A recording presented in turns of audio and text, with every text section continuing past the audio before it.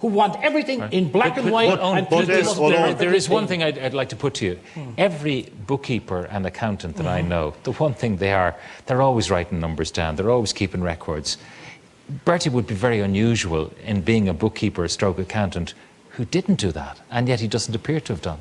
It's 14 years ago, Pat. I know we have different kind of levels of memory. It's in the genes nearly of an accountant. But most of the money that's not accounted for could be accounted for basically by movements of salary, these so-called mysterious monies. The £15,000 sterling, that's 3 tranches of 5,000. There are actually a lot of reasons why and where that money could have come from. But they're perfectly legitimate. Bertie told the tribunal that he never lodged sterling. And now we learned that he did. You see, the problem is... No, hold on. How do you answer that? Well, I mean, it's up to him to answer that, but he says still that he didn't personally lodge sterling. Like, I mean, no, but seriously. No, he got his secretary to do it. His secretary lodged sterling. This is... I come back. The point is... I don't know, Eamon. I don't know where 3 tranches of £5,000 sterling comes from. But I actually believe... But he said he never did it. Many reasons why people would have 3 lots of £5,000. And by the way... It's not like millions, and it's not corruption. Gene Kerrigan is no cub reporter. Yeah. And neither is Alan Ruddock. Okay, fair enough. Look, this is the political reality now.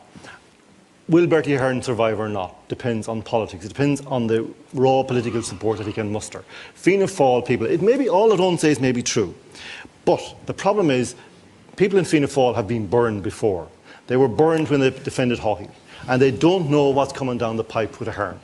Therefore, they are withdrawing their support. And that's what John Gormley and Mary Harney have seen. They have identified that it is safe now to make the stand. And once they've made this stand, they can't go back. They've demanded a statement. That statement has to be coherent. And if it isn't, they have to move forward. John Gormley has been a bit more wishy-washy than that. He's kind of backed off. That's an important point, because I believe that Mary Harney has made a big mistake in not standing by the man who stood by her so bravely when she was being hammered in the health service and followed the flighty Fiona O'Malley wing the PDs, just as John Gormley is very ill-advised to follow the Patricia McKenna Moppety wing of the Greens. John Gormley is doing a good job. He has no enthusiasm. No, he hasn't. He has asked for very modest accountability. John Gormley is dealing with Dan Boyle. And Dan Boyle has very complex motives. He's a man who would like to be in the Dáil, thinks he should be a minister, and is pretty sullen in the Senate about the fact that he's not where he should be.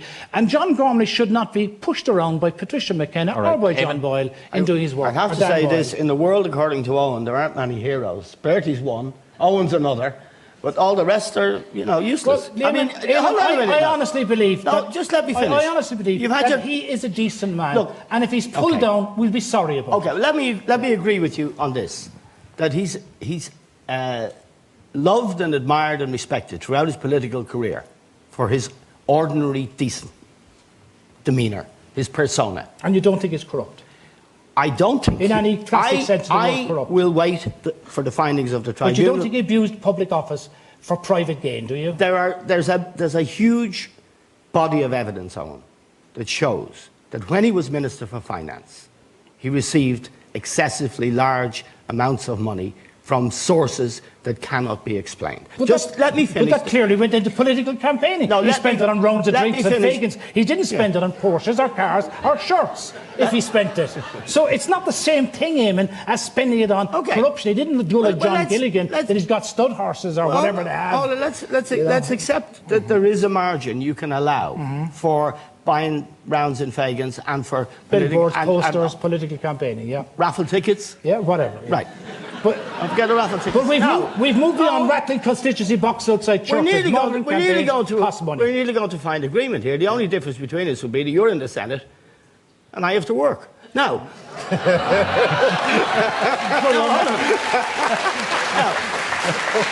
I think you polished that all week, but well delivered. I think it's fair to say this: that on the scale, the Haughey scale that you alluded to before, Bertie Ahern, can be seen to be relatively clean.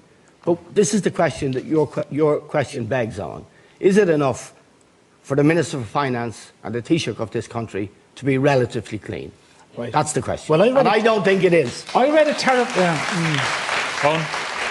terrifying article by Elaine Byrne a few weeks ago, in which she said, she's writing a book on corruption, and she said, it's no longer enough to be actually not corrupt. You have to be seen to be not corrupt, and there must be no perception of corruption. I don't believe any human being can live up to that standard. That's something like out of Nazi Germany or Stalin's Russia. But it's Caesar's that a man wife. is going to be judged by how he appears. And I believe that the media, they're in a bear market. They've sold Bertie Ahern for so long that they've got to take him down now or they'll lose all their money. Last words from each of you. Will he be around at Christmas as Taoiseach? Eamon? I think he probably will, Pat. John? I don't think he will. I think there's a process that has to move, and I think it's weeks rather than months. Owen? He'll be there for as long as he likes. Fianna Fáil won't flinch on this. Senator Owen Harris, John Waters and Eamon Dunphy, thank you very much for joining us.